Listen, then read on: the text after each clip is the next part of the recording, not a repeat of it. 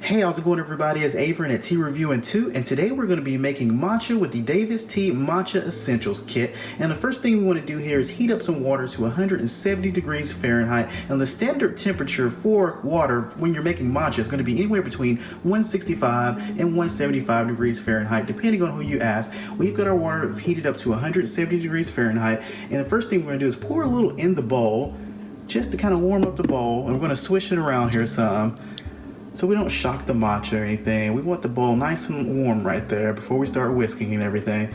So that's nice. Now we're just gonna pour this water out. And then we're gonna add 1 perfect matcha spoon of the matcha. Now you can do between 1 to 2 scoops or up to 4, depending on how much liquid you're gonna use and what kind of drink you're gonna make, a latte, a hot drink, a cold drink. But for this right here, we're just gonna do 1 scoop, which is a half a teaspoon, also 1 gram.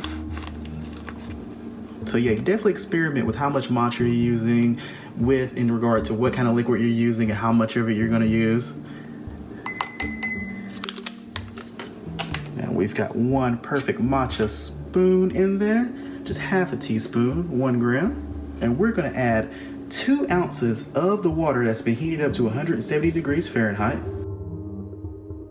And then we're gonna start whisking. And you wanna go in a pattern of a zigzag or kind of like an M or W, and you just wanna go forward and backward with that. Not a circular motion, not a stomping motion or anything. Just get that M zigzag kind of going.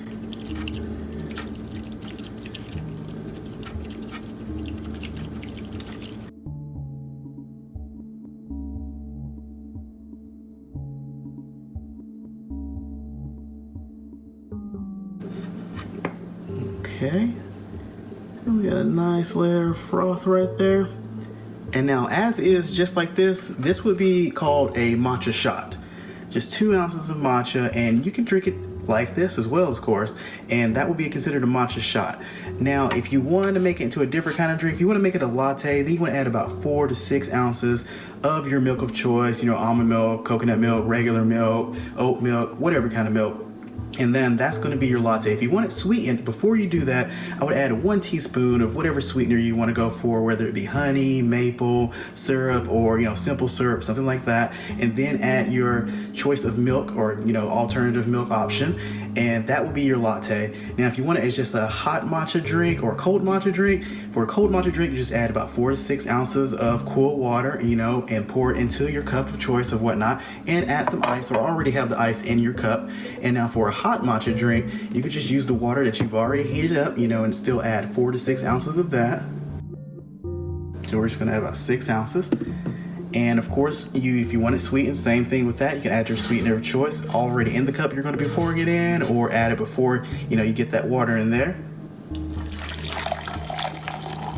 And you're gonna kind of pour into that, and you may make a mess if you don't do it very efficiently like that.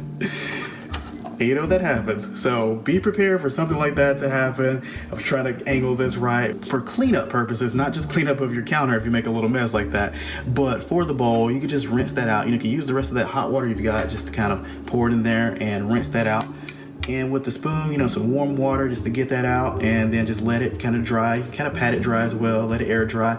And now for the bamboo whisk, which is also known as the chasen, to clean this, what you want to do is just run some warm water through the bamboo whisk and whatnot and everything like that. You don't want to put any kind of soap or detergent or anything on it. Just run some water through it until you get the particles off or whatnot. And then you just want to sit it upright like that and let it air dry. And then if you have some kind of a whisk holder or something to store it with, after it's done drying, then you can turn it over and put it on that whisk holder. But if you don't, I could just store this one back in the bowl or in something like that. But you definitely want to stand it upright and let it dry like that first before you store it. And that is it for making matcha with the DAVIDsTEA Matcha Essentials Kit. Hope you all enjoyed the video, and hope you have an awesome day, and take care.